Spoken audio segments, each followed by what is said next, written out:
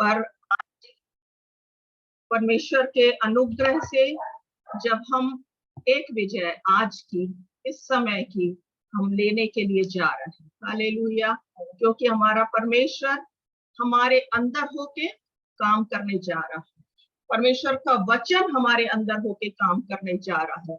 तो इस समय हम अपने उस स्थिति में, उस वातावरण में जाएंगे जहां पर परमेश्वर का वचन जो कहता है, हमने 3-4 जगह से जो एंड टाइम के समय का है, जो पुनरुत्थान के समय की बातें हैं, उन बातों को हम थोड़ा सा अध्ययन के रूप में सीखेंगे।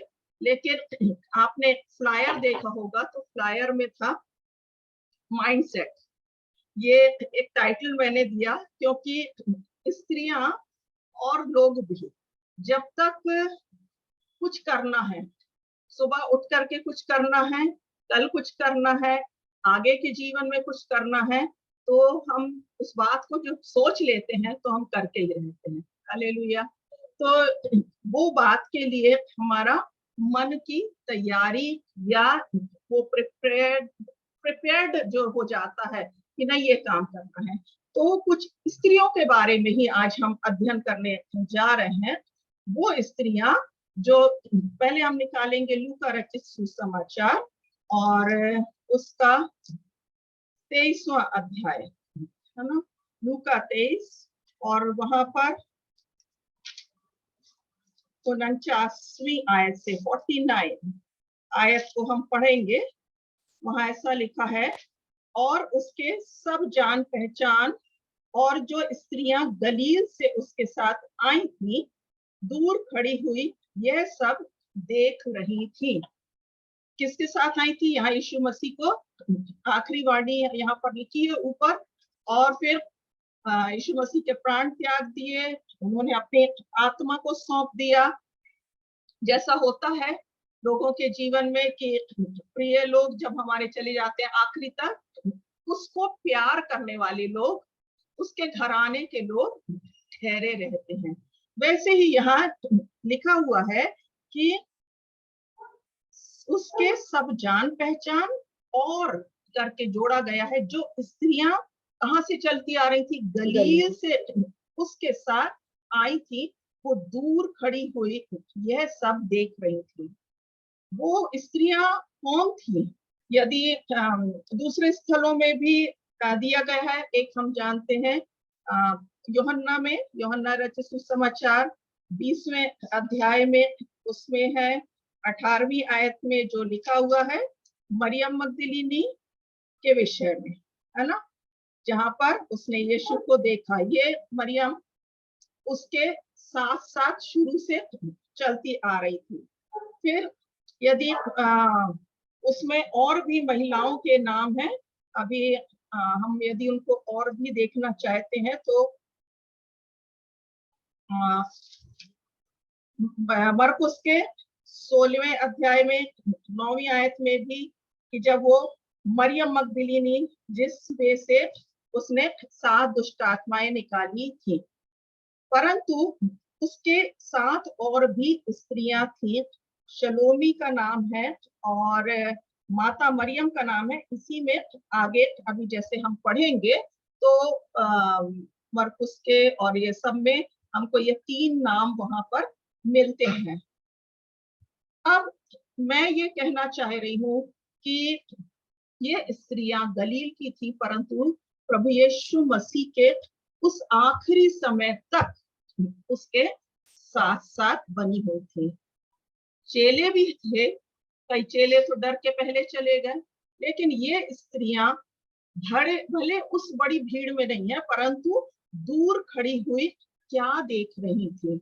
उनकी नजरें उस समय में भी, यदि आप उस माहौल को देखना चाहते हैं, सोच सकते हैं। हम लोग अभी पिछले दिनों में छोटे जब ग्रुप में अध्ययन करते हैं तो ये बातों को हम लोगों ने छोटी छोटी बातों को सीखा और लिया। उसके अनुसार उनकी नजरें कहाँ थी? प्रभु यीशु मसीह के उस बलिदान पर, आखिरी समय के उस बलिदान पर थी, कहीं और नहीं थी कि कौन क्या कर रहा है, कोई उनसे कुछ बोलेगा, कोई उनको डराएगा, अब इसके बाद क्या होगा। लेकिन वो उस भीड़ में खड़े होकर के उस पीड़ा को का एहसास कर रही थी। उस पीड़ा में उसके अंतिम समय में पौलुस भी कहता है कि मैं उसकी मृत्यु की उस सामर्थ्य को, उसके मर्म को जानना चाहता हूँ। और ये स्त्रियों ने लिखा नहीं, लेकिन स्त्रियों ने कहीं ना कहीं उस क्रूज की यात्रा में शामिल हो करके प्रभु यीशु मसीह के उन दुखों का एहसास, विचार, क्योंकि भावनाएं बहुत सी उठती हैं हमारे मनों में, और इनके अंदर भी ये सब कुछ देख रही थी। उनकी नजरें जो थी वो सलीब पर थी, यीशु मसीह की पीड़ा पर थी। और क्या लिखा है, एक और बात है कि इकट्ठी हुई और घटना में खड़ी, हाँ, दूर खड़ी रही थी, मतलब इंतजार कर रही थी, वेट कर रही थी, रुकी हुई थी, छोड़ करके गई नहीं थी। कई बार बहुत सी ऐसी परिस्थितियां हमारे अंदर आती हैं, हमारे साथ में आती हैं, जब नजरें तो परमेश्वर पर रहती हैं, यीशु मसीह पर रहती हैं, लेकिन हम उन परिस्थितियों में इंतजार नहीं करते, वेट नहीं करते। और परमेश्वर चाहता है कि हम हर परिस्थितियों में, चाहे अच्छी हो या बुरी हो, हमें अपनी नजरों को भी प्रभु के साथ में प्रभु पर उठाए रखना है और इंतजार करना है। क्योंकि वो सब्र करते हुए, इंतजार करते हुए, यदि किसी का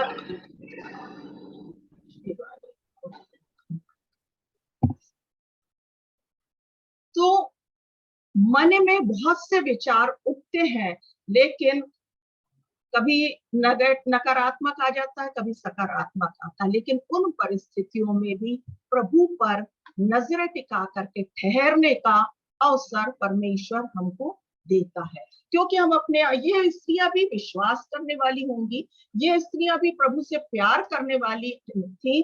और आज हम भी अपने आप को यदि उस स्थान में रखें तो हम भी क्या करते हैं, परमेश्वर से प्यार करते हैं, पर कई बातों में हम हड़बड़ी करते हैं और दुआ करके हम इंतजार नहीं करते हैं। तो आज हम इन मिस्त्रियों से ही सीखेंगे। इसके साथ में आगे हम जब पढ़ेंगे इसी को और भी 50 से नीना बहन पढ़ दीजिए। हाँ, वहां यूसुफ नाम का महासभा का एक सदस्य था जो सज्जन और धर्मी पुरुष था और उनकी योजना और उनके इस काम से प्रसन्न ना था। वे यहूदियों के नगर अरमितिया का रहने वाला और परमेश्वर के राज्य की बाट जोहने वाला था। उसने पिलातुस के पास जाकर यीशु का शव मांगा और उसे उतार कर मलमल की चादर में लपेटा और एक कब्र में रखा जो चट्टान में खुदी हुई थी और उसमें कोई कभी ना रखा गया। वह तैयारी का दिन था और सब्त का दिन आरंभ होने पर था। उन स्त्रियों ने जो उसके साथ गलील से आई थी पीछे पीछे जाकर उस कब्र को देखा और यह भी कि उसका शव किस रीति से रखा गया। तब उन्होंने लौट कर सुगंधित वस्तुएं और इत्र तैयार किया और सबके दिन उन्होंने आज्ञा के अनुसार विश्राम किया। हाँ, तो हम ये इस घटना को जानते हैं, इस सच्चाई को जानते हैं कि अरमतिया का यूसुफ की कब्र में यीशु मसीह को रखा गया। लेकिन 54 से और 55 में जब हम अच्छे से पढ़ते हैं तो वहां क्या बोलता, वह तैयारी का दिन था, वो तैयारी का दिन था और सबका दिन आरंभ होने वाला था। और उन स्त्रियों ने जो उसके साथ गलील से आई थी, क्रूज की यात्रा में शामिल थी, उसके साथ खड़े होके वहां पर उनकी आंखें नम थी, विपरीत परिस्थितियां थी और कई बातों का शोक जो होता है उस परिस्थिति में कुछ काम नहीं किया जाता। जब कोई प्रिय चला जाता है तो मन में नकारात्मकता बहुत सारी हमारे अंदर भर जाती। लेकिन वो स्त्रियां क्या कर रही हैं, पीछे पीछे जाकर उसको और भी देख रही हैं।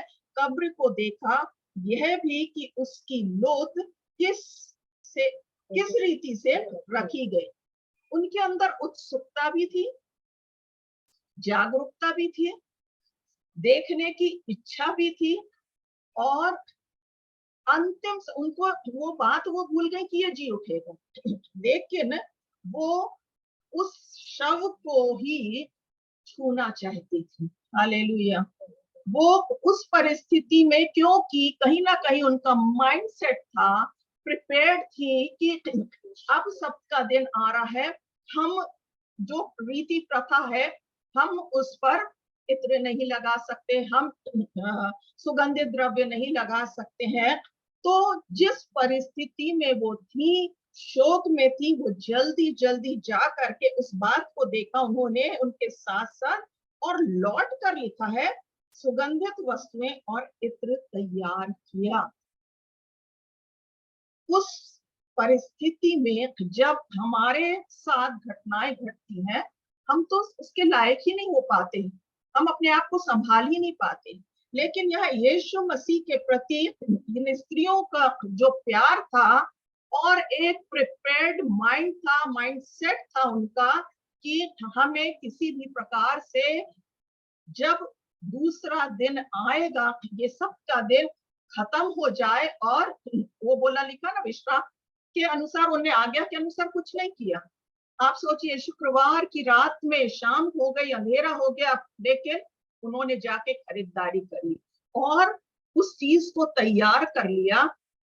और आप सोच सकते हो क्या वो उस दुखी मन में, उस जिज्ञासा में, जब हमारे को परसों के दिन कुछ करना रहता है तो हमको नींद नहीं आती, कैसे उन्होंने वो घंटे वो समय बिताया होगा, और उसमें वो तैयार हो करके अपने आप को उस सामग्री को तैयार करके, उनका दर्शन धूमिल नहीं हुआ, उनकी जो जिज्ञासा थी वो कमजोर नहीं हुई, लेकिन इन स्त्रियों के अनुसार जैसा वो करने के लिए सोच चुकी थी, उनका मन तैयार था।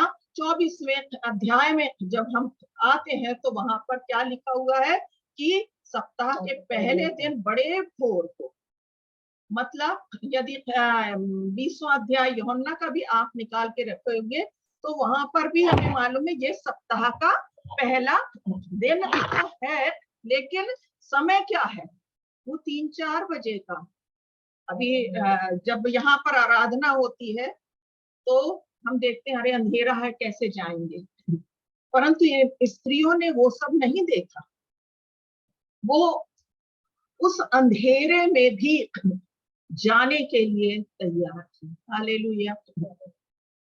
परमेश्वर के प्रति जो प्रेम है उसकी तैयारी उस विपरीत नकारात्मक परिस्थिति में शव पर इत्र मलना और वस्तुओं को, सुगंधित वस्तुओं को खरीदना, और उसके साथ वो भोर को, बड़े भोर को, 4 बजे का टाइम होगा, 3 बजे का होगा, अंधेरे में ही निकल पड़ी।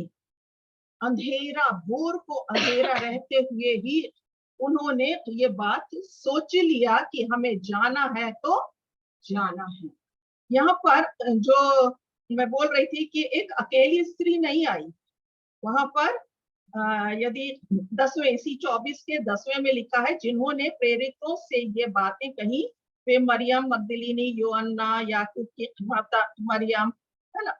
इस तरह से ये 2-3 स्त्रियों के तो नाम आए हैं, और भी होंगी। जब यीशु मसीह को देखना है, जब यीशु मसीह के प्रति प्रेम प्रकट करना है, जब यीशु मसीह से मुलाकात करना है, तो इनके बीच में एक और बात होगी। ना सिर्फ इनने माइंड सेट करके परचेज किया, तैयारी करी, लेकिन ये अंदर से इनका एक चित्त होंगी, एक उद्देश्य होगा कि हम सबको जाना है। और मैं आज आपको यही कहना चाहती हूँ कि यदि आप प्रभु को प्यार करते हैं, आप यीशु मसीह के दुखों में सहभागी होने के लिए तैयार हैं, आपकी नजरें यीशु से कुछ आखिरी समय तक, जैसे ये स्त्रियां रही, तो इन्होंने भी अपना बलिदान किया, ये स्त्रियों ने भी, क्योंकि ये रात को ही निकल पड़ी। घर की चिंता, बाकी व्यवस्था, इनके अंदर निडरता होगी। ये लोग एक साथ उस उद्देश्य के लिए जो यीशु मसीह की कब्र पर जाना है, वो एक मन और एक चित्त होकर के आगे बढ़ रही हैं। और उस स्थान पर जाते जाते उनके सामने समस्या तो है। समस्या है कि हम जानते हैं कि उसमें लिखा है कि पत्थर कौन हटाएगा। ये प्रश्न तो है, समस्याएं तो हैं। और उस समस्या के बावजूद, जानने के बावजूद भी कि वहां पत्थर बंद किया गया था, उसके बाद भी वो दर्शन के लिए ललायत हैं। उसके बावजूद वो दर्शन के लिए चल रही हैं। हालेलुया। अपने उद्देश्य की पूर्ति के लिए इतनी अंदर से वो प्रिपेयर्ड थी कि हमारे लिए कैसे भी हम उस पत्थर को हट जाएगा या हटा देंगे, और हम जा करके कहीं ना कहीं यीशु मसीह की लोथ पर जो हमारा काम है उसको हम जरूर करने पाएंगे। फिर हमें मालूम है कि इसमें जब वो जा ही रही थी, वहां पर यीशु मसीह की कब्र उनको खाली दिखाई दी और वो पत्थर अपने आप हटा हुआ था। जब आप प्रभु के लिए चलना शुरू करते हो, अपने घरों से आप 2-3 बहनें निकल करके परमेश्वर के लिए कुछ करने को निकलती हैं, ये जरूरी है कि आपको माइंड आपका तैयार होना जरूरी है। ये जरूरी है कि आपको आपका उद्देश्य मालूम होना जरूरी है। ये बात जरूरी है कि आप क्या करने जा रही हो, और यदि समस्या भी है उस अंधेरे में चलना शुरू करो, वो रोशनी अवश्य मिलेगी। हालेलुया। वो पत्थर हटा हुआ अवश्य मिलेगा। समस्या का समाधान यीशु मसीह स्वयं ही कर देता है। और जब ये लोग गए, इन्होंने उसको पहचाना तो नहीं, वो चाहते थे, परंतु वहां पर वो लिखा है 20वें अध्याय के 11वें की, वो मरियम रोती हुई कब्र के बाहर थी ना, और यीशु को देखने के लिए वो आगे बढ़ रही है। पहचान नहीं रही है, वो ढूंढ रही है। उसने बोला मेरे प्रभु को यहाँ कहीं ले गए हैं। आज मैं और आप क्या ढूंढते हैं? हम किसको ढूंढते हैं? हम किसकी खोज करना चाहते हैं? हमारे पास दुनिया की बहुत सारी चीजें हैं, और हमारे लिस्ट में भी हमारे जीवन में बहुत सी आवश्यकताएं हैं, लेकिन आज परमेश्वर आपसे इस दुनिया में जो ग्लैमराइज है उसमें आप क्या ढूंढ रहे हो? आप क्या पाना चाह रहे हो? आप किसकी सेवा के लिए निकलना चाह रहे हो? कई बार हम अपने आप को एक्सपोज करते हैं। कई बार हम सोचते हैं कि हम प्रार्थना करने वाले लोग हैं, लोग हमें देखें, लोग हमें जाने, लोग हमारे सुने, परंतु वहां पर यीशु मसीह को ढूंढने के लिए उन्होंने पूरी कसर, मैं कहूंगी कि पूरी तरह से वो उसको ढूंढने के लिए निकली। और जब मन में ये बात बिल्कुल सेट रहती कि हमें ढूंढना ही है, ये काम करना ही है, तो हम लोग कर डालते हैं। हालेलुया। आज के जीवन में प्रभु को ढूंढने की हर परिस्थिति में कोशिश करिए।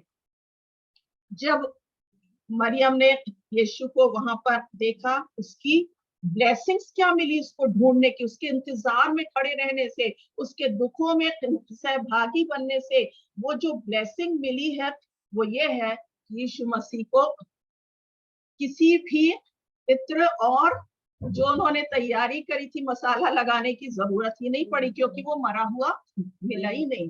ये आशीष जो मिली वो जीवते प्रभु को देखने की मिली। हालेलुया। जीवते यीशु को आज मेरी जिंदगी में, आपकी जिंदगी में यदि हम ढूंढ रहे हैं, तो हम यीशु को किस रूप में ढूंढ रहे हैं? ये आई थी एक शव पर इत्र मलने के लिए, लेकिन मुलाकात हुई एक जिंदे परमेश्वर से। आज भी पवित्र आत्मा आपसे और मेरे से एक जिंदे दिल में, एक जिंदे रूप में बातचीत करना चाहता है, क्योंकि मेरा और आपका प्रभु वास्तव में जीवित है। इसलिए तुमने बोला इसको मरे हुओं में क्यों ढूंढ रहे हो? हम रीति विधियों में क्यों ढूंढते हैं यीशु को? परंतु यीशु मसीह तो सदैव हमारे अंदर रह करके हमें जिलाता है, हमें उबारता है और हमें प्रेरित करता है और हमें हमारी सहायता करता है कि हम उसके जीवते प्रमाणों को या जीवते रूप को देखने पाए। एक उसके दर्शन के खोजी होने के लिए, जैसा वचन कहता है कि उसके दर्शन के खोजी बने रहो। आज परमेश्वर आपको फिर से इन स्त्रियों की एकता के साथ हम किन कामों को करते हैं बहनों, वो मायना नहीं रखता, लेकिन यदि हम प्रभु यीशु मसीह की सेवा के लिए निकल रहे हैं तो उसको जीवित रूप में जब हम लेकर के चलेंगे तो मुर्दे भी जिंदा होंगे, आश्चर्य कर्म होंगे। परमेश्वर पत्थरों को हटाएगा, कठोर हृदयों को तोड़ेगा, बशर्ते हम उनके लिए वो अंदर से जिज्ञासा रखें। वचन एक जगह जब यीशु मसीह को ले जाया जा रहा था तो वो स्त्रियां रो रही थी। उसने बोला कि मेरे लिए नहीं परंतु अपने लड़के वालों के लिए रो। तो लड़के, आज कितने लोग हैं जिन्होंने उद्धार नहीं पाया, जो प्रभु यीशु मसीह पर विश्वास नहीं करे और उनको जीवते परमेश्वर से मुलाकात करने के लिए आज प्रभु मुझसे और आपसे कहता है कि हमें इस ग्रुप में रह के मध्यस्थता, अर्थात हम रो करके उन सारे जो संसार के हमारे ही लोग हैं उनको बचाने के लिए प्रार्थनाएं करें और उसके साथ बाहर निकले। उस भोर को हम उसको खोजने वाले बने और वो आशीष आज आपको और मुझको वो देना चाहता है। हालेलुया। मैं जब इस इन पदों को देख रही थी कि पढ़ रही थी तो उसके साथ ही यहेजकेल के 37 जो हमारे लिए परिचित अध्याय है और हम जानते हैं कि यहेजकेल में किसका वर्णन है? सूखी हड्डियों का, है ना। यहेजकेल में सूखी हड्डियों का वर्णन है। आज मैं आपको बस प्रेरित करना चाहती हूँ ये दोनों वचनों को मिलाकर, क्योंकि इसमें भी कुछ इसी प्रकार की बातें लिखी हुई हैं। और यहाँ पर बोलता है कि यहोवा की शक्ति मुझ पर हुई और वह मुझ में अपना आत्मा समवाकर बाहर ले गया। कहाँ ले गया? बाहर ले गया। आज परमेश्वर की सामर्थ, यदि मुझको और आपको पवित्र आत्मा की सामर्थ मिलती है तो हम अंदर बंद रह ही नहीं सकते, हमें बाहर निकलना है। और वो कहाँ लेकर के गया?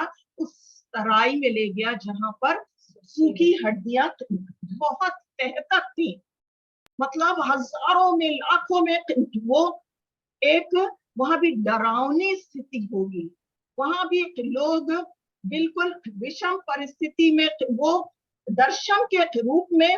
आज आप भी उस बात को एहसास करें जिस देश में हम रह रहे हैं, जिस दायरे में हम रह रहे हैं, जिन कलीसियाओं में हम रह रहे हैं, जिस शहर में हम रह रहे हैं, उसके लिए आज प्रभु की आत्मा यदि आपको इस समय कुछ बात को दिखाना चाहती है, ले जाना चाहती है, तो आप अलाउ करें कि हाँ पवित्र आत्मा, आप मुझे उस स्थान पर जहां ऐसे लोग हैं, जहां लोगों को के जीवन डेड हो गए हैं, सूख गए हैं, उसमें कोई जान नहीं है, उन स्थानों पर मुझको आप ले चलिए।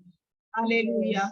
यदि हमारा माइंडसेट ये हो जाए कि हमें प्रभु के लिए करना है, हमें जाना है, हमें ढूंढना है, और मैंने पा लिया है यीशु को, मैंने उसके बलिदान को समझ लिया है, तो ये बलिदान की सामर्थ, ये मृत्युंजय की सामर्थ आपको, जैसे यीशु को कब्र में नहीं रख सकी, वो उसे बाहर ले गई। आज मुझको भी आपको भी इन्हीं परिस्थितियों में, जो वातावरण है पूरे देश का वर्स्ट हो गया है ना। उस परिस्थिति में वो ले करके उस नगर में ले जाए और आपको भी वो बात समझ में आए कि क्या करना है। यहाँ पूछ रहा है कि हे मनुष्य के संतान, क्या ये हड्डियां जी सकती हैं? आज की परिस्थिति में, आज अपने शहर की परिस्थिति आप देखिए, या अपने परिवार की स्थिति देख लीजिए, कोई निकटतम व्यक्ति के बारे में जिसके लिए आपको बोझ है, या कलीसिया के कोई भी वातावरण, तो अभी परिस्थितियां ठीक नहीं है, तो उसमें हम क्या बोलेंगे? पता नहीं ये तो बदलेगा कि नहीं, क्या होगा। लेकिन आज परमेश्वर आपसे यही कहता है, क्या इस भारत में भी सूखी हड्डियां जो हैं, क्या ये जी सकती हैं? और उसने क्या कहा? मैं नहीं जानता, क्योंकि जो बात मेरे लिए कठिन है, जिसे मैं समझ नहीं रखता, जो मुझे नहीं समझा सकता, जो मेरी बुद्धि नहीं काम कर सकती, वो परमेश्वर की आत्मा कर सकती है। इसलिए बोला तू ही जान, तू ही जानता है। हे परमेश्वर, आप ही जानते हैं। हे पवित्र आत्मा, आप ही जानते हैं कि क्या करना है इन परिस्थितियों में। आपकी जिम्मेवारी, मेरी जिम्मेवारी क्या है, परमेश्वर आपसे को बताने पाए। और फिर चौथे पद में बोलता है कि इन हड्डियों से क्या कर, अब भविष्यवाणी करके कहने लग। यदि आप और मैं कहीं सील ठप्पा की हम पवित्र आत्मा से भरकर हम विश्वासी होकर सेवा करना चाहते हैं, तो आज परमेश्वर अपनी आत्मा से भर करके अपने वचन को, मेरे और आपके जीवित वचन को मुंह से बुलवाए। क्योंकि करना किसको था? यहेजकेल को। काम तो कर रहा है परमेश्वर की आत्मा, यहोवा की आत्मा काम कर रही, लेकिन किसके द्वारा कर रही? यहेजकेल के द्वारा। आज परमेश्वर काम करना चाहता है आपके और मेरे द्वारा। जैसे इन स्त्रियों से हमने सीखा, आज परमेश्वर आपको भी वही शलोमी, वही मरियम, वही मगदलीनी, कितनों ने चंगाई पाई होगी, कितनों ने यीशु को बहुत करीबी से देखा होगा। आप तो उसको एहसास करके, क्योंकि जो नजारा देख लेता है, जो वास्तविकता में उसको समझ लेता है, जो वो स्त्रियों ने समझ लिया, वो उसके यहाँ हृदय में लिख जाता, वो भूलता नहीं है। और जब उसको एक्सप्लेन करना हुआ, क्योंकि जिम्मेवारी किसको मिली?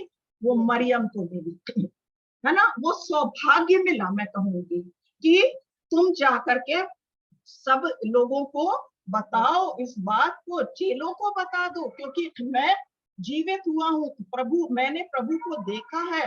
उस चीज को महिलाएं बहुत अच्छे से वर्णन करती है। आज जो खुला रास्ता है परमेश्वर ने मेरे और आपके लिए कह रहा है कि इन सूखी हड्डियों से भविष्यवाणी करके कहो, क्योंकि 5वें पद के, मैं बीच बीच का ले रही हूँ, 5वें पद में लिखा है कि देखो मैं आप तुम में सांस समवाऊंगा और तुम जी उठोगी। पहले पूछता है कि हड्डियां जी सकती हैं? आप अपने परिस्थिति में सोचिए और इसका उत्तर पवित्र आत्मा में होकर परमेश्वर के सामने दीजिए, और इस बात को कहिए कि हाँ प्रभु, आप ही जानते हैं। और फिर बोलता है कि मैं आप तुम में सांस समवाऊंगा और तुम जी उठोगी। हालेलुया। ये दर्शन में वो बातों को देख रहा है, समझ रहा है, और फिर से एक बार और बोलता है उसी में आगे कि जब सब कि तुम जी उठोगी। फिर से इसी पद में 5वें के आखिरी में, सॉरी 6वें में शायद, वहां भी बोल रहा है तुम जी उठोगी और तुम जान लोगे कि ये मैं यहोवा हूँ। ये यहोवा परमेश्वर उस यहेजकेल से बोल रहा है। उसके लिए तो काम करना कठिन है, परंतु मेरे परमेश्वर के लिए जब वो काम करना चाहे तो कोई भी बातें कठिन नहीं हो सकती हैं। हालेलुया।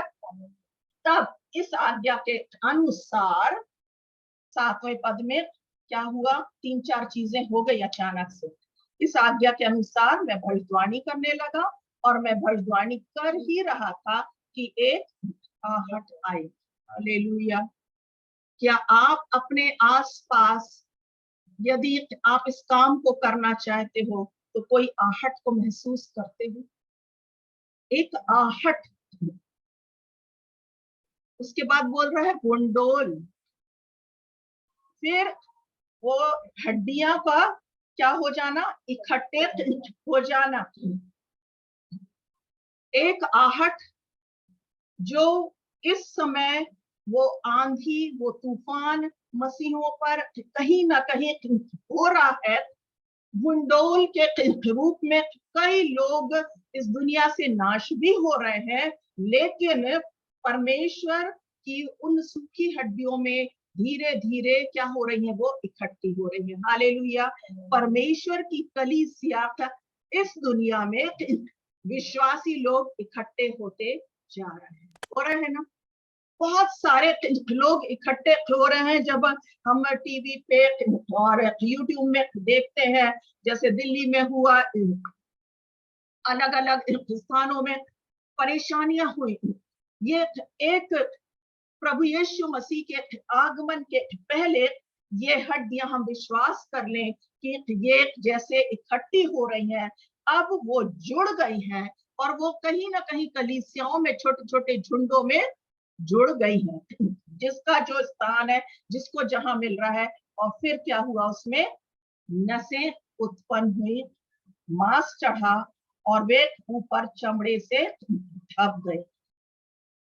कहीं एक आहट ने, उस भंडोल ने, जो प्रेरितों के काम में भी लिखा है ना, दूसरे अध्याय में, आंधी की सी सनसनाहट, और फिर है ना वो आग की सी फटती हुई जीभ है, और कुछ विचित्र होने का। यदि आप उस चीज का सेंस रखते हो, स्पिरिचुअल सेंस रखते हो, आत्मिक बात को, तो इस बात से आप आनंदित होइए, क्योंकि परमेश्वर अपना काम और भी तीव्रता से करने जा रहा है और कर रहा है। अंदर ही अंदर वो एकदम से दिखाई नहीं देती, लेकिन वो उनके अंदर क्या आ रही है, नसें आ गई हैं, उनके ऊपर मांस आ गया है, और वो चमड़े से ढक गई हैं, यीशु के लहू से वो ढक गई हैं, यीशु मसीह के खून से वो खरीदे हुए लोग इकट्ठे हो रहे हैं। और अब एक अभी कमी है, उसमें लिखा 9वें पद में, मनुष्य के संतान सांस से भी अब भविष्यवाणी कर, और सांस से भविष्यवाणी करके कहे कि हे सांस, परमेश्वर यहोवा यूं कहता है कि चारों दिशाओं से आकर इन घात किए हुओं में समा जा कि ये जी उठे। इतने से खुश मत होइए कि कुछ हो रहा है, लेकिन अभी भी वो जो आदम में श्वास फूकी गई थी, वो आत्मा की जो पवित्रता थी, अभी भी लोगों के अंदर आना आवश्यक है। अभी भी लोग जागृत तो हो रही हैं, परंतु वो सच्चाई के साथ जी उनको वो बात जानते हुए उन्हें जी उठने की सामर्थ्य में परमेश्वर तक लाने के लिए आपका और मेरा काम है। क्योंकि एक एक स्टेप बाय स्टेप, जैसे यहेजकेल को ने किया, और फिर वो चारों दिशाओं से, आज आप महसूस करो, हर वर्ल्ड में हो रहा है, चारों दिशाओं से। हम जबलपुर के में ही देखते हैं, हाँ आप अपने शहर में देख रहे होगे, सोचते हैं कौन सी गली से, कौन से मोहल्ले से। अभी कुछ दिनों पहले यूट्यूब में एक तिवारी जी की हमने गवाही सुनी, हम लोग नहीं जानते, लेकिन वो कहाँ से आ रहे हैं हम नहीं जानते, परंतु चारों दिशाओं से, जैसे बाइबल में ये भी बोलता है कि जैसे गर्भवती के पेट में हड्डियां किस रीति से बढ़ती है, वैसे ही तू परमेश्वर के कामों को नहीं जानता। हवा जिधर से चाहती है वहां, हालेलुया। आज उसकी वो सनसनाहट, आज वो उसकी जो आप और मैं भविष्यवाणी करके लोग जो प्रार्थनाएं कर रहे हैं, उसका परिणाम ये हो रहा है कि लोग प्रभु में आते जा रहे हैं, और वो पिछली बारिश जो हो चुकी उससे बढ़कर ये बारिश, ये नई जागृति आने आ चुकी है, मैं कहूंगी। और इसका एहसास हमको और भी करना है। और तब वहां पर लिखा 10वें पद में कि उसने भविष्यवाणी की और सांस उनमें आ गई। अब सांस आ गई तो क्या हो गया, वो जीकर अपने अपने पांव के बल खड़े हो गए। हालेलुया। पांव के बल खड़े होना मतलब विश्वास का जो आत्मिक बीज आदम के अंदर जो डला था वो फिर से रेस्टोर होना जरूरी है। और उस चीज की जब वो प्राप्ति हो गई तो आज हर एक विश्वासी अपने पैरों के बल खड़ा हो जाएगा। जरूरत है कि आप क्या सोच रहे हो और आप क्या तैयारी कर रहे हो। आपका माइंडसेट क्या है, ये हो ही नहीं सकता। आप क्या सोच रहे हो कि ये सिर्फ पासबानी करने वाले लोगों को, मिशनरी लोगों को ही काम है। आज मेरी और आपकी भी जिम्मेदारी है और बहुतायत के साथ कि जो आत्मा आपने पाई है उसी आत्मा में हम बलवंत हो जाए। क्योंकि वहां लिखा है वे जीकर अपने पांव के बल खड़े हो गए, मतलब उनमें स्ट्रेंथ आ गई। आज यदि हम सूखे थे, प्रभु ने हमें जिला के इकट्ठा करा है, तभी वहां पर लिखा एक बहुत बड़ी क्या बन गई, सेना हो गई। एक बहुत बड़ी सेना हो गई। और मैं दबोरा ग्रुप के जो उद्देश्य है या थीम पद है जिसके भजन संहिता 68 का 10 जो हमें वर्षों पूर्व मिला था और जिसके आधार पर यह स्थापित किया गया है, तो उसमें भी लिखा है कि जब प्रभु आज्ञा देता है तब शुभ समाचार सुनाने वालियों की सेना तैयार हो जाती है। तब हो जाती है जब प्रभु आज्ञा देता है। यहाँ परमेश्वर ने यहेजकेल को आज्ञा दी, यहेजकेल ने वैसा ही बात को किया और तब बहुत बड़ी सेना तैयार हो गई। आज एक प्रश्न के या एक छोटी सी बात को मैं कहूंगी कि मरियम जब यीशु के दर्शन कर ली जी होने उठने के, तो क्या किया, जाके बताया चेलों को। और यदि नहीं बताती तो क्या होता, उसके जी उठने का सुसमाचार आगे नहीं बढ़ता। आज प्रभु ने आपको और मेरे को उस स्थान पे रखा है जहां हमें मालूम है कि यीशु मसीह जीवित है, उसने मेरे और आपके लिए दुख उठाया है। और हम इंडिविजुअल नहीं, लेकिन हमें ग्रुप में अपने आप को प्रिपेयर करना है, माइंडसेट करना है आपको, क्योंकि आप जिस शहर में रह रहे हो उसका चौकीदार प्रभु ने आपको बनाया है। उसकी जिम्मेवारी आपको दी गई है।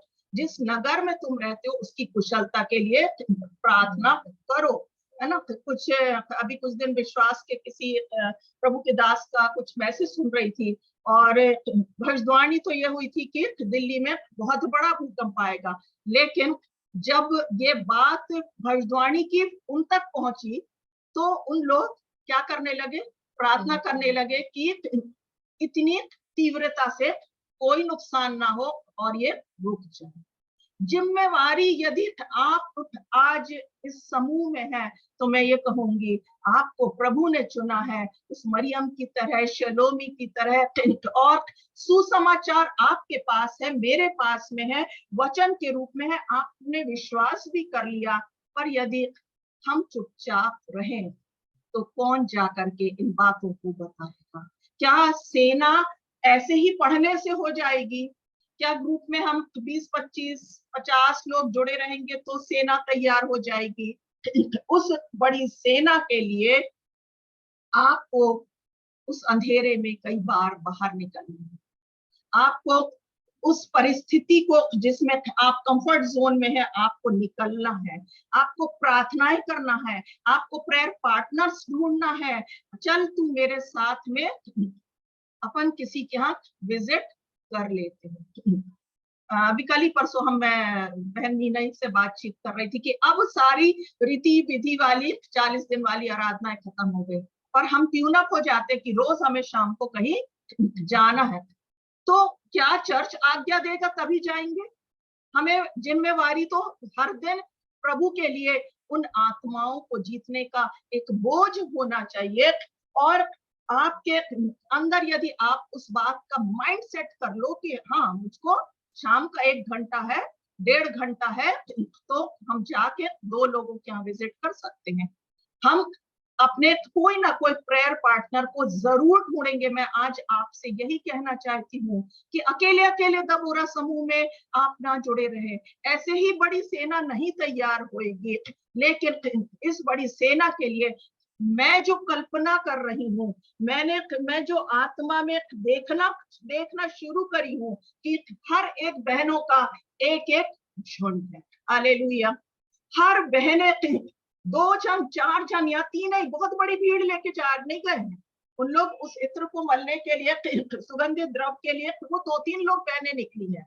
आप 2-3 लोगों को ढूंढिए, प्रार्थना करिए, एक साथ एक मन और एक चित्त हो जाइए और फिर निकल भी जाइए कि हम अपने पड़ोस के लोगों को भी बता सके, हम दूसरों को भी यही समाचार दे सकें कि हड्डियां जी सकती हैं। इस विश्वास को लेकर के जब हम प्रार्थना में रहते हैं तो घर में ही बैठ के काम आगे नहीं बढ़ता।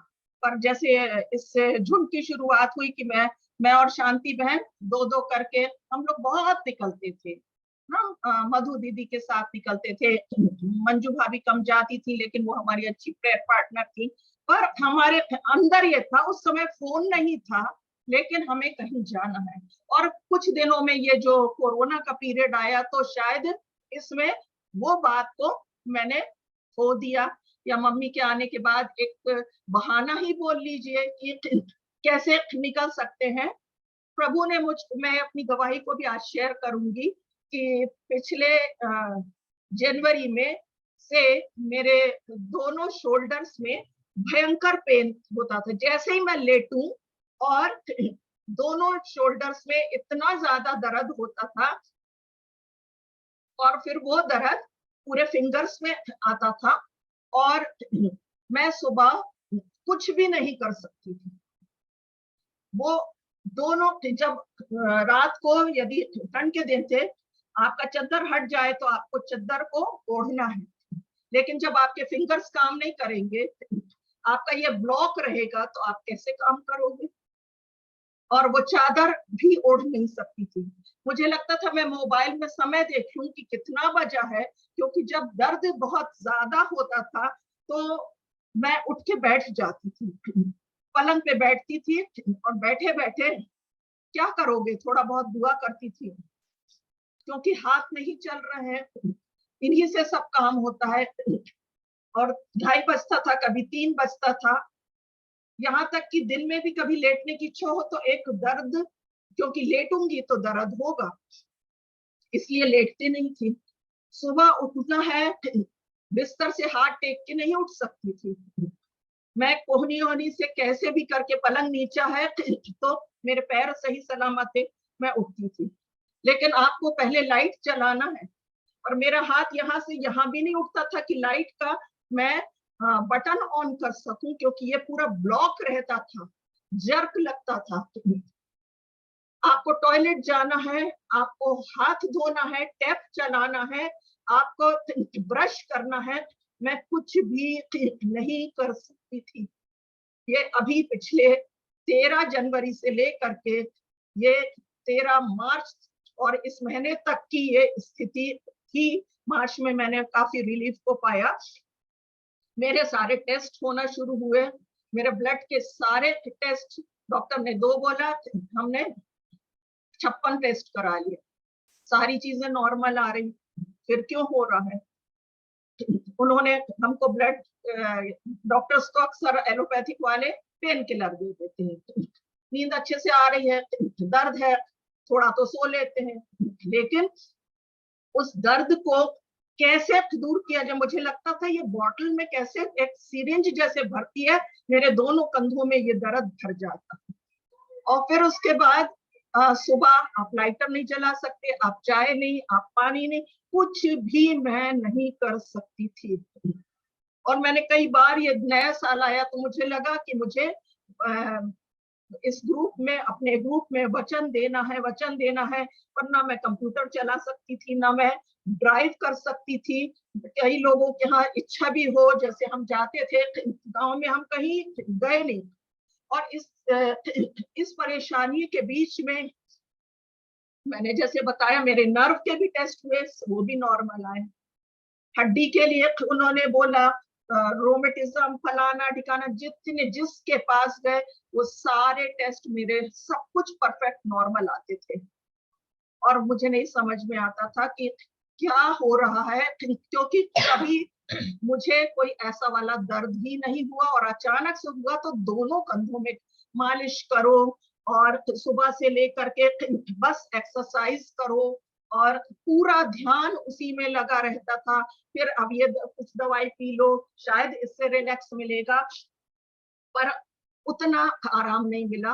एक होम्योपैथिक वाले डॉक्टर हैं जिन्होंने हमें एक ब्लड टेस्ट बोला था, उनके पास हम फिर से गए, और उन्होंने फिर जो गोलियां दी, उससे धीरे धीरे थोड़ा थोड़ा कम हुआ।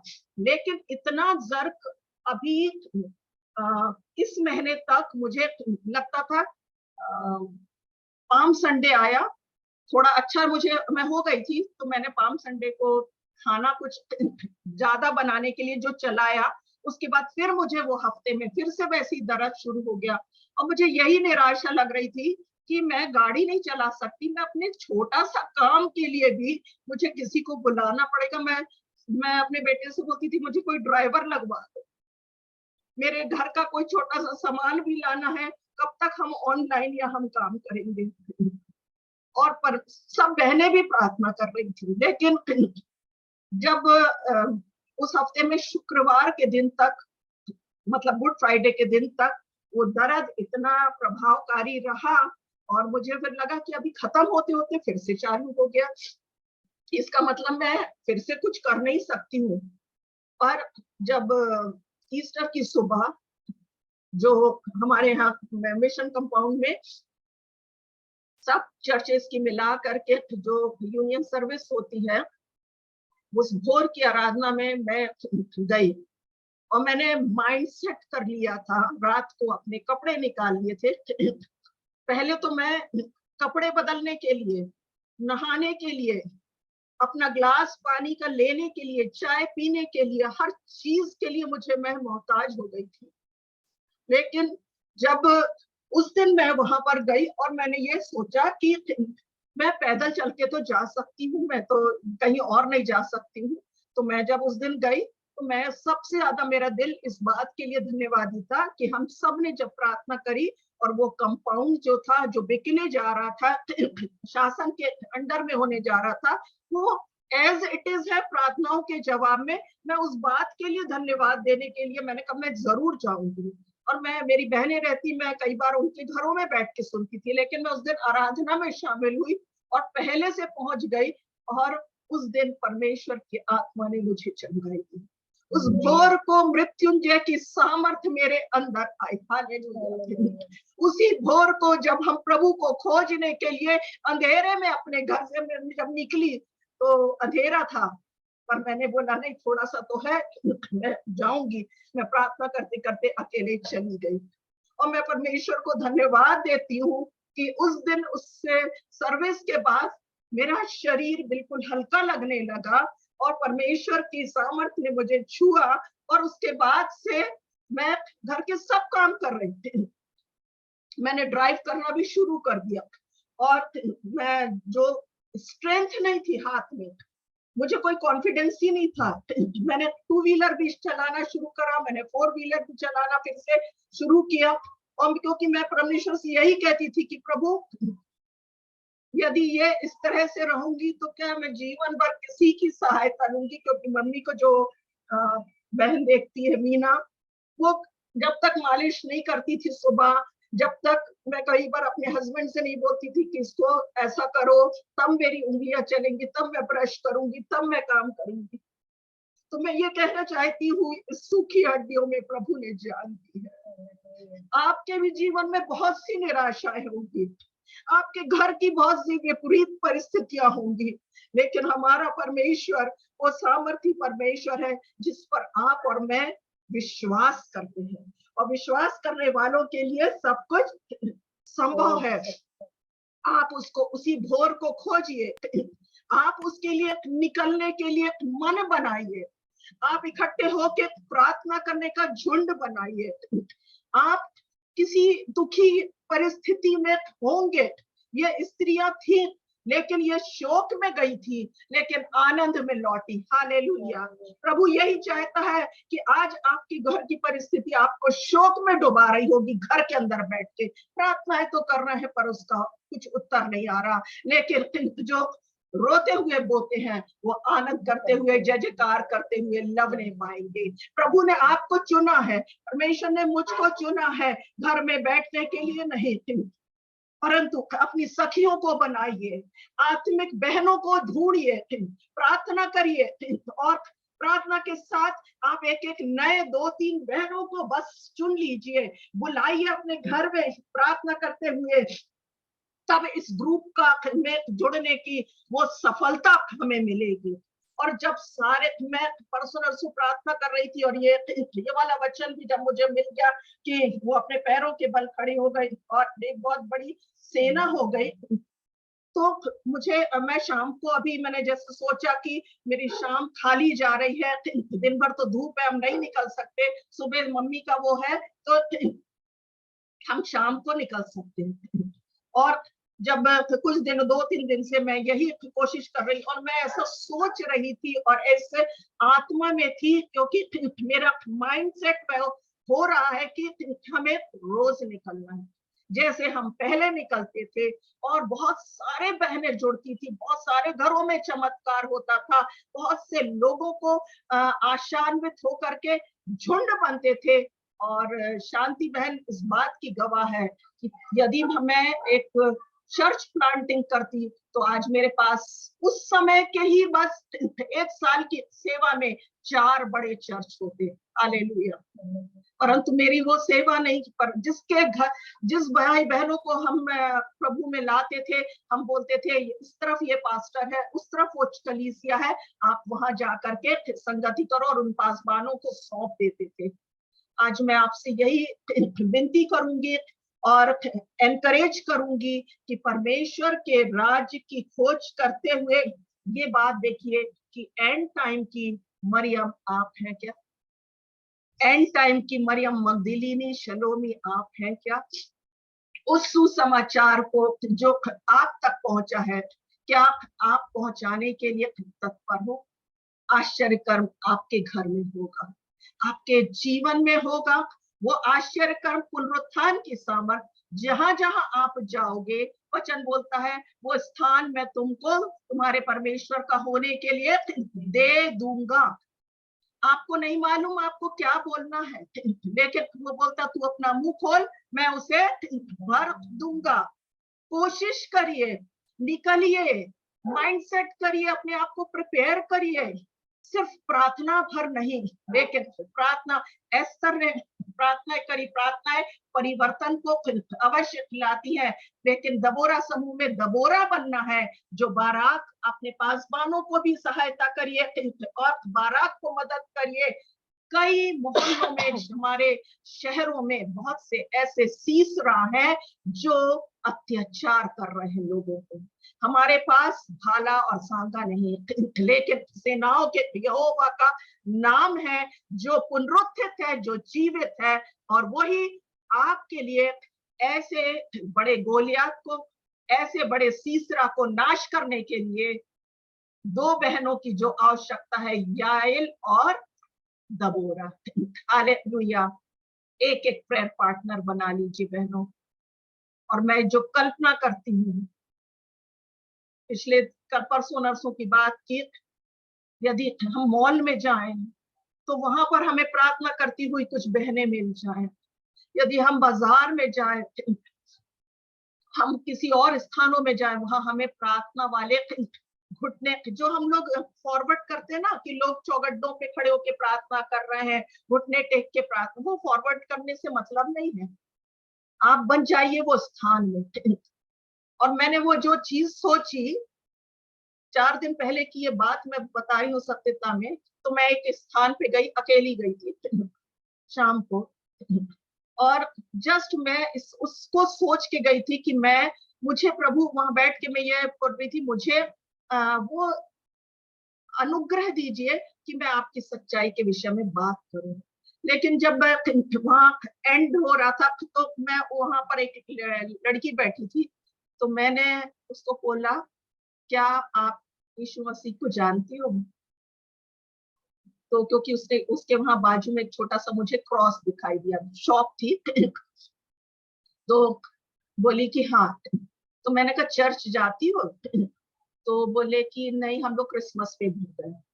तो मैंने पूछा, आपने यीशु को अपना सेवियर लॉर्ड, अपना प्रभु स्वीकार किया है, विश्वास किया है? तो उस लड़की ने बोला, मैं पेंटिकॉस्टल फेथ की हूँ। हालेलुया।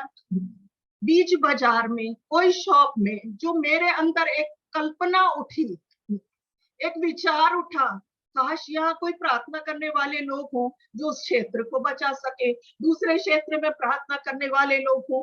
और हम लोग गर्मियों में सुबह सुबह वही 4 बजे 3 बजे हम लोग प्रार्थना के लिए 3-3 4-4 5-5 बहनें निकलते थे। पहले प्रभु अनुग्रह दे, क्योंकि परमेश्वर ने मेरे हाथों को खोल दिया है, मेरे कंधों का दर्द दूर किया, इसलिए नहीं कि मैं फिर से बैठूं, लेकिन परमेश्वर ने जो अनुग्रह दिया है, जो समय दिया है, मैं उसके लिए गाड़ी चलाकर और बहनों को ले जा करके उन स्थानों पे हम लोग फिर से प्रार्थना करने वाली बहनें, जहां कितने मंदिर ढा दिए गए हमारे जबलपुर में, जहां ऐसी ऐसी चीजें थी, आप लोग विश्वास नहीं करोगे, और मुझे भी नहीं, हमें भी नहीं होता था कि ग्वारी घाट जैसा एरिया है। हम लोग प्रार्थना करके आए हैं और दूसरे दिन पेपर में छपा है कि वहां पर नगर निगम के दस्तों ने आकर के, हमने कुछ नहीं किया, हमने तो प्रभु की आत्मा में होके बुलडोजर चला के आए थे,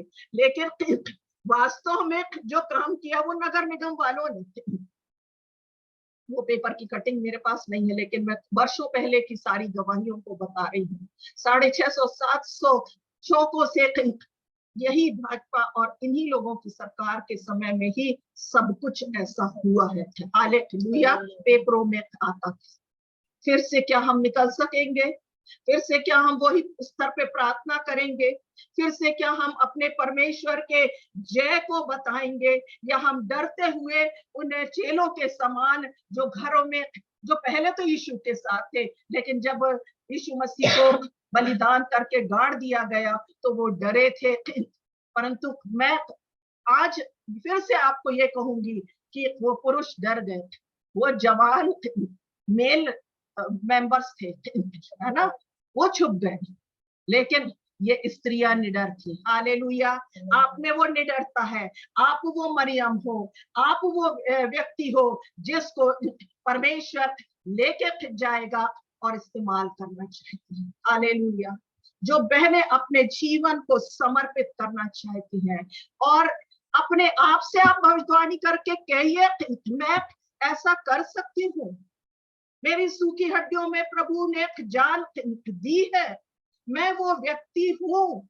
आप अपने आप को पहले पवित्र आत्मा में जो आपने पाया है उसको हल्का ना जाने।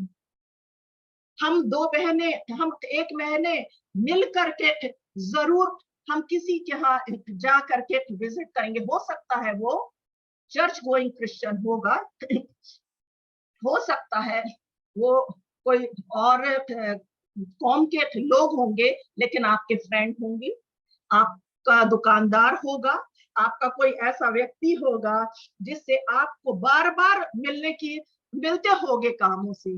परमेश्वर मुंह में वो शब्द दे दे, वो हिम्मत दे दे कि आज उनके भी बंधन खुल जाए। हालेलुया। उनके भी एक नाम जीवन की पुस्तक में लिखा दिए जाए, और हम सब यदि करने लगे, है ना, ऐसा करने लगे। आज 27 है, 25 है, मैं ये कहूंगी 2 मेरे ये है तो यदि 25 बहने सिर्फ एक प्रेयर पार्टनर बना के प्रार्थना करेंगी तो 50 लोग होंगे। यदि आप एक को और ढूंढ लेंगे तो 75 हो जाएंगे। और यदि ये दो, वचन क्या बोलता है, एक 1000, दो 10,000 के बराबर है। परमेश्वर की गिनती बिल्कुल महागुणक में जाती है। तो आप 2 जन 10,000 को की सेना को तैयार कर सकते, ये मैं नहीं कहती, और परमेश्वर का वचन कहता। इसलिए प्रभु ये कहता, हे छोटे झुंड मत डर, क्योंकि प्रभु को यह भाया है कि तुझे राज्य दे। प्रभु को यह भाया है कि कटनी में परमेश्वर का राज्य आए। प्रभु को यह भाया है कि नेपियर टाउन में परमेश्वर का समूह बने। परमेश्वर को यह भाया है कि आपकी कलीसिया में एक प्रार्थना करने वाली बहनों का समूह है। हालेलुया। बहन बैठी है यहाँ पर, शांति बहन है। हम लोग के पहले जब मैं शादी होके आई तो मुझे तो ऐसा लगता था, पीछे की बेंच पे बैठती थी कि वो रीति विधि वाला धीमे धीमे गाना कब खत्म होगा वो, लेकिन वो जागृति आना शुरू हुई जब से मैं आई अपनी कलीसिया में।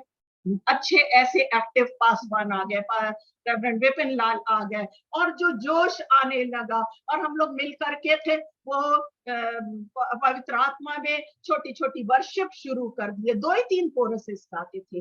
ये छोटी छोटी सेवाएं थी, और प्रार्थनाएं करी जवानों के लिए, प्रार्थनाएं करी बहनों के लिए।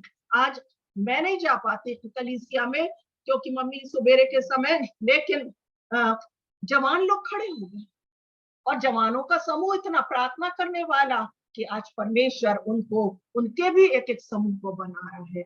हमारा परमेश्वर यही रास्ता देख रहा है, यही इंतजार कर रहा है कि आप क्या कर सकते हो। प्रभु के लिए एक भूख प्यास रखिए, प्रभु के लिए आप जलते रहिए, प्रभु के लिए आप शिरोमणि बनने के लिए तैयार हो जाइए। हालेलुया। एक कोरस को हम गाएंगे, और उसके बाद कोई भी एक बहन को अवसर रहेगा। यदि आप उस जी उठने के कुछ सुसमाचार ये नहीं है, बहुत बड़ा नहीं है, कोई कॉम्प्लिकेटेड चीज नहीं है, हालेलुया, लेकिन इतनी सी बात है कि यीशु मसीह जी उठा है और आज भी जीवित है। यही तो सुसमाचार है, उसका लहू आपके लिए। और उसी दिन शाम को हमारा एक पारिवारिक भोज था, और मैं ये भी कहूंगी कि प्रभु हर समय हम लोग सोचते रहे परिवार का तो है ना, तो एक गाना गा लेते हैं, तू दुआ कर देना। और मैं बहुत रिलैक्स होके बस शॉपिंग करते हुए बहुत देर में हम वहां पहुंचे। उनने बोला पास्टर साहब नहीं आएंगे, आपको बोलना, लेकिन मेरा माइंड सेट हो चुका था। यही वो समय है जब हमारे घर के बच्चे उसमें बैठे थे, और यदि वो ऐसे नहीं सुनते हैं तो वो पारिवारिक भोजन के समय में सुनते हैं। और प्रभु ने उस क्रूस की सच्चाई को बोलने के लिए मुझे हिम्मत दी। हालेलुया। पूरी फुल फ्लैश आत्मा, जो पवित्र आत्मा की मृत्युंजय की सामर्थ है, और वो सच्चाई को हम अपने बच्चों में, अभी कल फिर एक हमारे पारिवारिक आराधना थी, आपको ही बोलना है, कोई दीदी कोई भाभी, यही पारिवारिक आराधनाओं में आप सच्चाई को बता दीजिए। छोटी प्रार्थना करके ना टालें, एक गीत गा के ना टालें, लेकिन क्योंकि हमारे घरों के भी बहुत से लोगों को प्रभु में आना अति आवश्यक है, और हम उनको बैठा के नहीं सिखा सकते। हमने प्रार्थनाएं करी, लेकिन परमेश्वर द्वार खोल रहा है, परमेश्वर ने पत्थरों को हटा दिया है, परमेश्वर आपकी हिचक को खोले। आज हम यही प्रार्थना करेंगे। Hallelujah. Thank you, Jesus. Thank you, Jesus. Thank you, Lord. Hallelujah. Hallelujah. Hallelujah. यदि आप में से जितने लोग वीडियो खोल सकते हैं, मैं आपसे आज यही कहूंगी बहनों, आपके चित्रों को उस परमेश्वर ने अपनी हथेली में खोद के बनाया है, वो आपकी शहरपनाह को देखता है। हालेलुया। हम कितने धन्य लोग हैं कि हमारे घर में, हमारे घर की कैसी भी हम लेटते हैं सोते, हमारे मोबाइलों में आज परमेश्वर का कलाम जीवित होके हमसे बातचीत करने के लिए बिल्कुल हमारे पास आ गया है। रात के पहरों में आप उठ के सुन सकते हैं। अभी वो अनुग्रह के समय में आप उसको बटोर करके परमेश्वर के लिए आप भी वो धन्य स्त्रियां बन जाइए। आप भी वो एक मन और एक चित्त हो करके अपनी उस सेवा को जो इस ग्रुप के माध्यम से हम करते हैं और करना चाहते हैं, परंतु हम आप तक सीमित ना रहें। आप अपने आप से कहिए, मैं अपने तक सीमित नहीं रहूंगी, लेकिन मैं वो मरियम बनना चाहती हूँ, क्योंकि प्रभु ने उस मरियम मगदलीनी के अंदर से वो 7 दुष्ट आत्माएं निकाली। प्रभु ने आज उसको दर्शन दिया था, आज प्रभु आपको भी दर्शन दे करके, उसने मुझे चंगा किया, परमेश्वर आपको भी चंगाई दे चुका है। आपके भी टखनों में उसने बल भर दिया है। आप उसके लिए क्या करना चाहते हो? Hallelujah. Thank you Lord Jesus, thank you Lord, thank you Lord. यदि आप में से कोई 2 जन भी छोटी छोटी प्रार्थनाएं करना चाहता है, आप कर सकते हैं। अपना अनम्यूट करके आप प्रार्थनाएं कर सकते हैं, फिर हम प्रार्थना में आखिरी में जाएंगे। यदि प्रभु के लिए आप कुछ करना चाहते, आपकी कमजोरी प्रभु जानता है, और उसे निश्चय वो समस्या तो थी और है और रहेगी, लेकिन प्रभु उसको दूर करेगा जब आप पैर बढ़ाओगे, जब आप भोर को चलोगे, अंधेरा मिट जाएगा, नया पौ फट जाएगा। हालेलुया। कोई भी बहन जल्दी से अनम्यूट करके जिसको प्रभु अगुवाई करे। हालेलुया। Thank you Jesus. धन्यवाद राजा, thank you Lord, thank you Jesus. Hallelujah, स्तुति हो राजा परमेश्वर पिता। हालेलुया, स्तुति हो रबा शिखला रबा शिकोरियाला रबा। धन्यवाद हो राजा परमेश्वर पिता, सुंदर कलाम के लिए राजा परमेश्वर पिता आपका धन्यवाद देते हैं राजा परमेश्वर प्रभु जी। आपा खुदावन परमेश्वर पिता, भोर को ही मेरे खुदावन आप ही अपने बच्चों के कानों को खोलते हैं, और मेरे परमेश्वर प्रभु जी आपकी शिक्षा के प्रभु समोहर को आप लगाते हैं राजा परमेश्वर प्रभु जी। अबा खुदावन धन्यवाद देते हैं प्यारे ओ राजा मेरे खुदा दिन दिन से बातें करता है और रात रात से बातें करती है राजा प्यारे परमेश्वर प्रभु जी। क्या ही सुहावने है पिता जो वो पैर पिता जो सुसमाचार की ओर जाते हैं राजा प्यारे परमेश्वर पिता आपका धन्यवाद देते हैं राजा परमेश्वर प्यारे प्रभु जी। मेरे खुदा आज प्रभु जी आप अपने पिता दबोराम के जीवन में खुदा हड्डी हड्डियों में पिता और नसों नसों में प्रभु प्यारे परमेश्वर पिता जो मरण हार देह थी पिता प्यारे परमेश्वर प्रभु जी आज उस जीवन की पिता उस पुनरुत्थान की सामर्थ्य को खुदावंत आप आज उंडेल रहे हैं राजा परमेश्वर प्रभु प्यारे परमेश्वर पिता। दिन प्रतिदिन प्यारे पिता हमारे अंग मेरे परमेश्वर पिता मसीह में खुदावंत जी उठे हैं राजा प्यारे परमेश्वर प्रभु जी। वो पुनरुत्थान की सामर्थ्य को खुदा आप सर से लेके पैर के नाखून तक खुदावंत आप उंडेल रहे हैं राजा प्यारे परमेश्वर पिता। वो दबोराम को खुदा वो सिंह के समान दहाड़ने वाली वो शेरनी बना रहे हैं राजा। जब वो कहे खुदावन दुष्ट आत्मा से निकल जाए तो खुदा वो चिखती और चिल्लाती हुई निकलने पाए खुदावंत वैसे ही सामर्थ्य को खुदावंत आप उंडेल रहे हैं राजा खुदावंत परमेश्वर प्रभु जी। वो हर एक क्षेत्र में खुदावंत एक सिंह और शेरनी को खुदा आपने वो सामर्थ्य दे दी है राजा।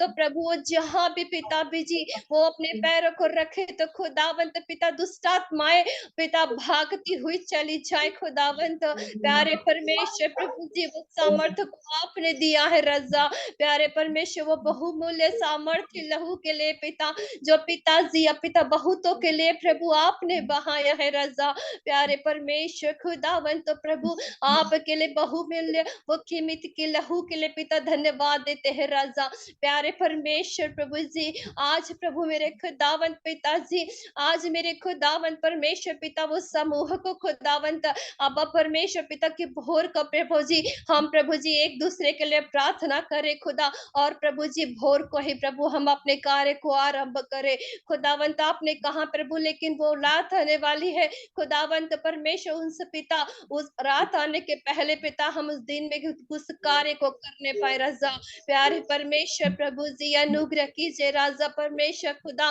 ताकि प्रभु जी हम अपने कार्य को प्रभु मसीह के आने तक पूरा करने पाए राजा प्यारे परमेश्वर खुदावंत परमेश्वर। आपकी प्यारी बेटी के लिए हम धन्यवाद देते हैं राजा प्यारे परमेश्वर पिता। वो सूखी हड्डियों में प्रभु आपने जान को दिया सांस को फूंक दिया खुदावन उस सांस को पिता प्यारे परमेश्वर उस सेना को प्रभु आपने छोड़ दिया है राजा और 1000 बनाकर उन्हें खड़ा किया है राजा सामर्थ्य छाती के रूप में प्रभु आप उन्हें और भी समर्थ और भी बल देकर प्रभु और भी इस्तेमाल और ऊंचा उठाइए राजा। प्यारे परमेश्वर प्रभु जी, आपके पिता योजनाओं के लिए पिता जो आपने आपकी बेटी के लिए रखा है खुदावन, वो पूरी हो और आमीन में पूरी होने पाए राजा।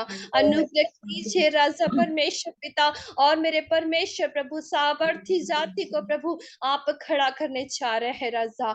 हर एक को प्रभु जी आपने पिता 100 गुना बढ़ाया है राजा, और प्रभु आत्मबल को प्रभु और विश्वास को प्रभु आपने पिता 100 गुना बढ़ाया है प्रभु। सामर्थी वचनों के लिए प्रभु आपका धन्यवाद देते हैं राजा परमेश्वर प्रभु जी। धन्य है पिता आप प्रभु जी, सेनाओं के यहोवा परमेश्वर पिता जी।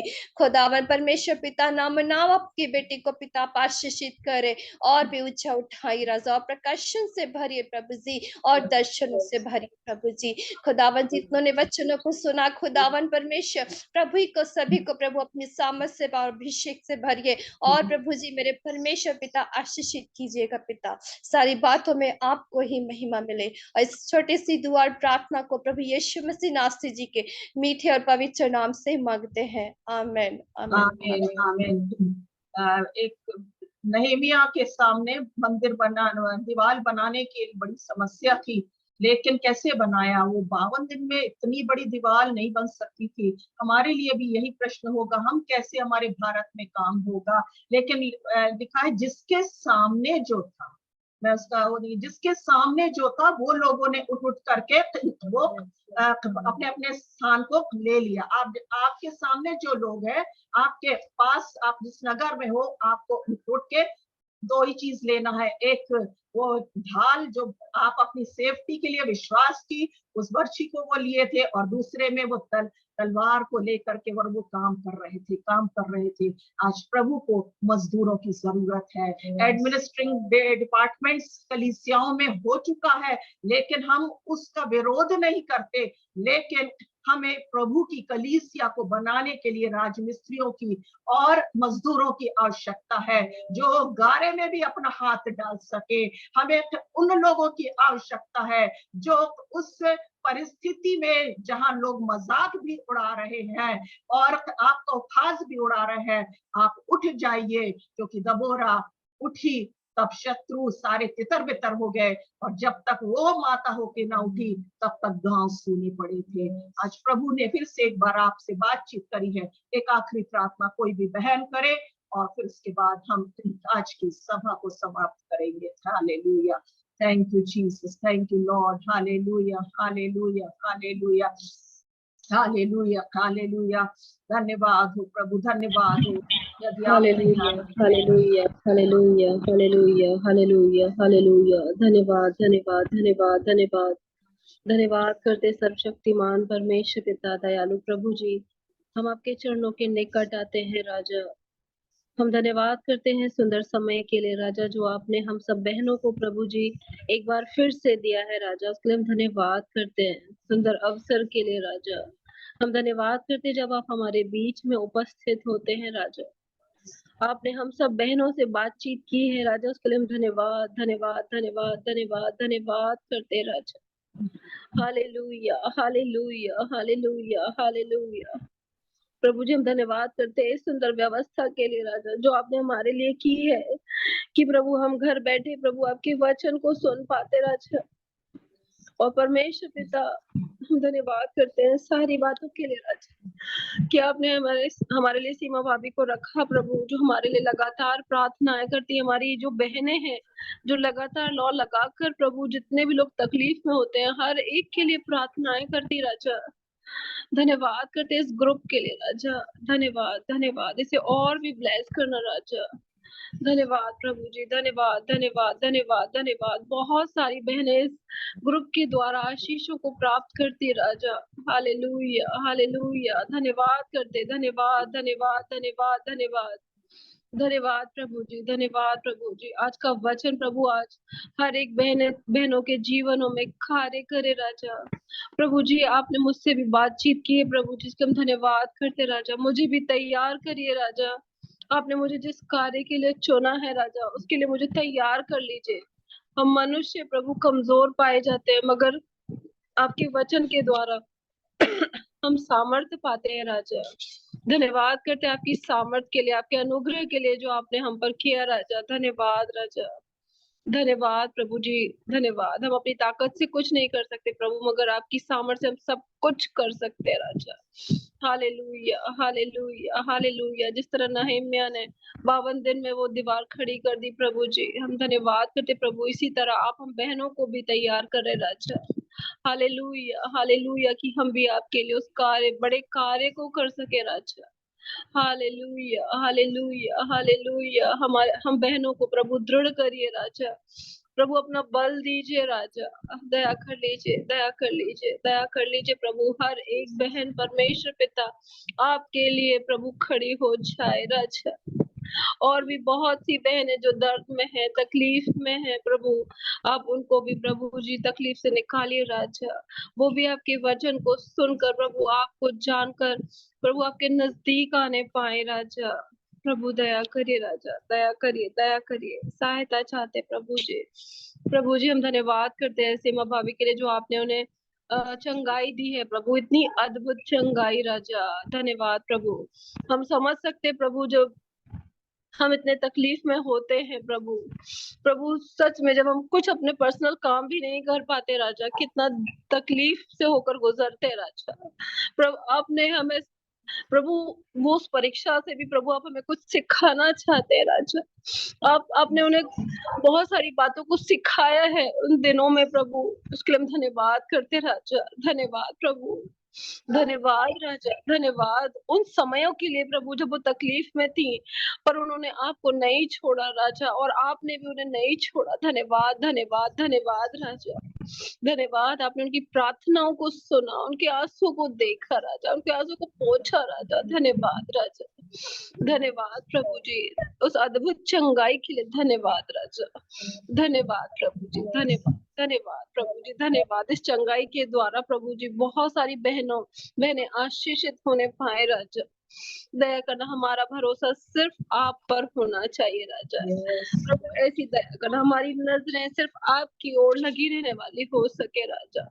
हमारी सहायता करिए राजा, सहायता करिए। और प्रभु जी जब हम आपके कार्यों को करते प्रभु, और हम आपके वचनों को लेकर चलते, एक नया बल हम प्राप्त करते राजा। हम धन्यवाद करते आपके वचनों के लिए, जो आपने हमें ये वचन दिए, जीवित कलाम राजा, जो हमारे जीवनों को सचमुच बदलते, हमारे जीवन में कार्य करते राजा। हम धन्यवाद करते, धन्यवाद उस अद्भुत सामर्थी वचनों के लिए राजा। धन्यवाद, धन्यवाद, धन्यवाद, धन्यवाद, धन्यवाद प्यारे प्रभु जी, धन्यवाद सारी बातों के लिए राजा। धन्यवाद इस सुंदर मीटिंग के लिए, धन्यवाद राजा। धन्यवाद, धन्यवाद। सारी बहनों को आशीषित करना राजा, सीमा भाभी को भी आशीषित करना, इस पूरे ग्रुप की बहनों को, और जितनी भी बहनें इसमें जुड़ी हैं प्रभु, हर एक आशीष बने पाए राजा।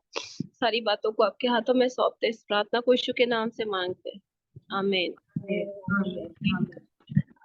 परमेश्वर की आत्मा आप लोगों को तैयार करे और सामर्थी बनाए और बलवंत बनाए और अपने लिए इस्तेमाल करे।